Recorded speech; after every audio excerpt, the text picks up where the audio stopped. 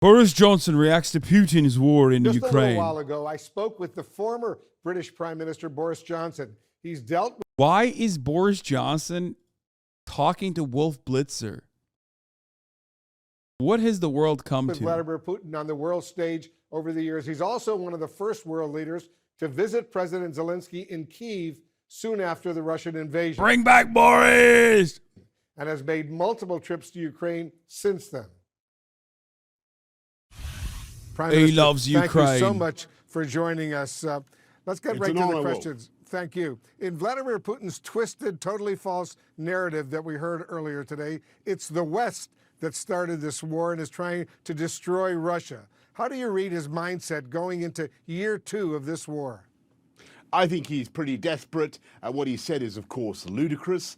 The West had absolutely no role in starting this war. This was a war of choice that he initiated. It was his vicious and unprovoked attack on Ukraine February the 24th last year that started this war.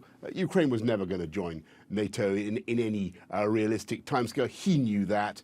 He did this for his own, principally for his own domestic reasons, and he wants to rebuild the Soviet Empire. He is currently failing in all his key strategic objectives. Well, he failed to get Kyiv, he failed to conquer Kharkiv, and he's failed in Hassan as well. But the war is very bitter, very bloody, and he needs to be pushed out of the whole of Ukraine, and we need to give the Ukrainians the help they need now. Very strong words from you. I know you dealt with Putin, and I remember right at the start of this brutal invasion, you were then Prime Minister, and you made an extraordinary claim to the BBC that Putin almost jokingly suggested that he could take you out with a missile. You remember that. What? Oh, dude. Just hand delivering a gift. Putin's popularity skyrockets in the UK, okay? Immediately and almost magically, Vladimir Putin is running for the Tory party leadership. Can you tell us about that exchange? Yeah, well, this is in the course of one of the conversations I had with Vladimir Putin in the run-up to his invasion. And what he's trying to do is to creep us out.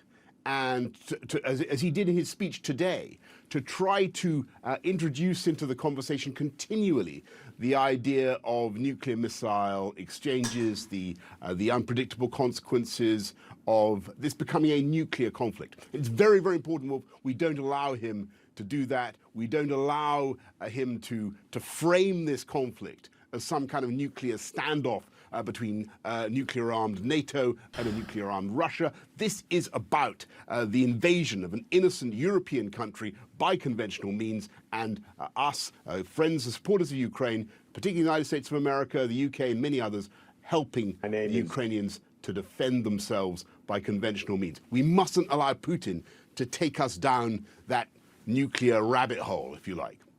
How powerful was it, Prime Minister, for the President of the United States to make that secret trip, risky, to Kyiv on the eve of the anniversary of the start of the war? You yourself have made that same trip several. Man, dude, Boris, you were so sick going to Ukraine, and now Biden is doing it, and he's sick too. How sick are these people actually? Like, how? I think it's fantastic that Joe Biden did that. I congratulate him, and I think it. As far as I understand, the matter, this was one of the first times in history that the President of the United States has gone outside an area where the U.S. Air Force can exercise direct control. I've done that trip several times. I know that train very well. You sleep on a double bed. We're surrounded by all sorts of commie bling because this is a communist era train, the presidential train, and every time you bump over the points, and it's a very, very bumpy track, you keep thinking you're being hit by a missile. So this was certainly how I felt the first time I did it. It was exactly the right thing for the president to do. I applaud him, and I thought his speech was excellent. As you probably know, there are some critics here in the United States on the fringes, shall we say, who accuse President Biden of prioritizing this war over domestic problems, and Republicans like Florida Governor Ron DeSantis questioning what he calls the blank check to Ukraine. Is that something that worries the UK right now, worries our Western allies? let me be absolutely clear with everybody. The investment in supporting the Ukrainians is a massive economy if it helps protect our peace in the long term. If we fail to expunge Putin from Ukraine, if the Ukrainians lose, then the jeopardy for the whole Euro-Atlantic security area, for the United States, is all the greater. And of course, the risks of read across in the Pacific are all the greater. By helping the Ukrainians to win, by decisive action, by giving them what they need now, and I'm talking about more tanks and more planes and more long-range artillery, I believe that the Ukrainians can and will win, and that will be of decisive importance for Western security. And my message to all my American friends is this will save us all money in the long run. Because I know you say it's time for the UK to cut to the chase and provide Ukraine with fighter jets. If the UK takes that step, how long would it actually take, though, to complete the training, to deliver the aircraft, to actually make a real difference out there on the battlefield? Well, this thing's been going on for a year. And we all know that in the course of the last year, we've eventually, having exhausted all the other options, we've given the Ukrainians what they need, whether it's the anti-tank missiles or whether it's the HIMARS systems or whether it's now tanks. We always, sooner or later, come to the right answer and give the Ukrainians what they need. Well, if it's going to be sooner or later, if that's the choice, then let's give them what they need sooner, because that is the humane, the compassionate thing.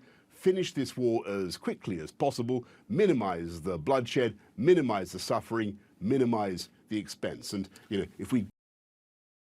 Where is this coming from? Oh. Boris. If we'd started giving them aeroplanes a year ago, we'd be that much further down the track. I don't believe it will take that long to train people up to fly either Typhoons or F-16s or Gripens or whatever we decide we're able to give them. But let's get on with it. And if it's a question of sending people who can do the avionics and the ground stuff as well, training people to do that, then let's train them as well.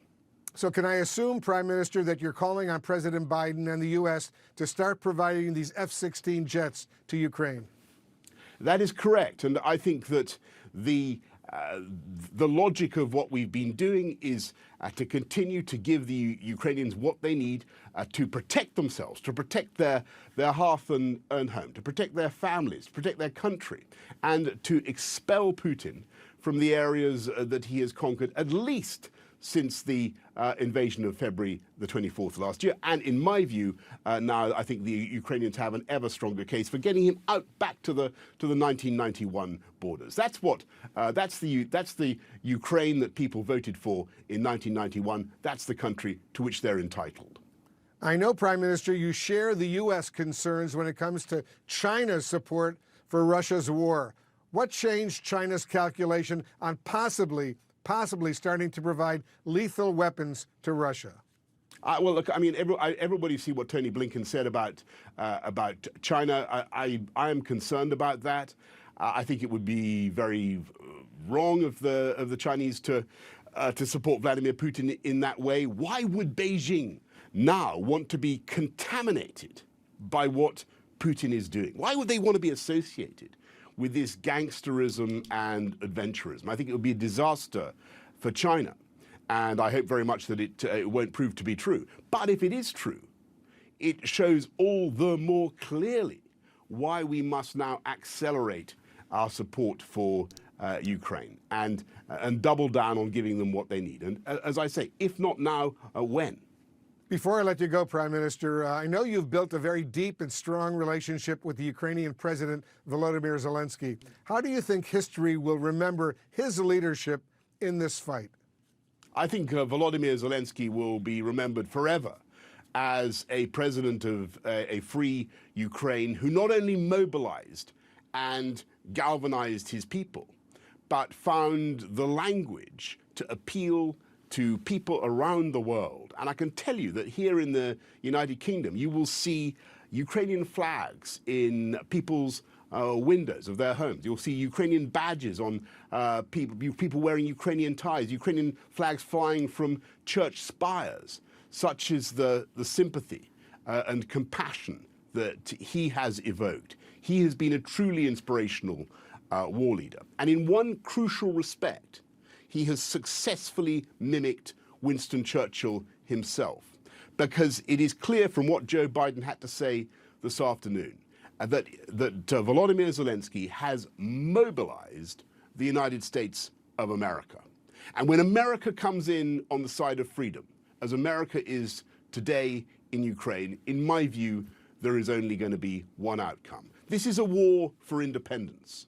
The Ukrainians are fighting for their independence. And history teaches us that wars of independence only end one way. And with the United States on their side, I've got absolutely no doubt at all that the Ukrainians are going to win. But since that is the case, let's minimize the suffering and give them what they need now. The former British Prime Minister Boris Johnson, thanks so much for joining us. You. Really appreciate it. Taking a turn now. I want nothing more in the world than helmet cam footage of Boris being sent to the UA front lines. That would be fire. Georgia grand jury recommends indictments in Trump 2020 election probe. I don't really care about that. I kind of want to... there's a lot of stuff to cover here. J.K. Rowling unbothered about legacy amid trans controversy. I'll be dead.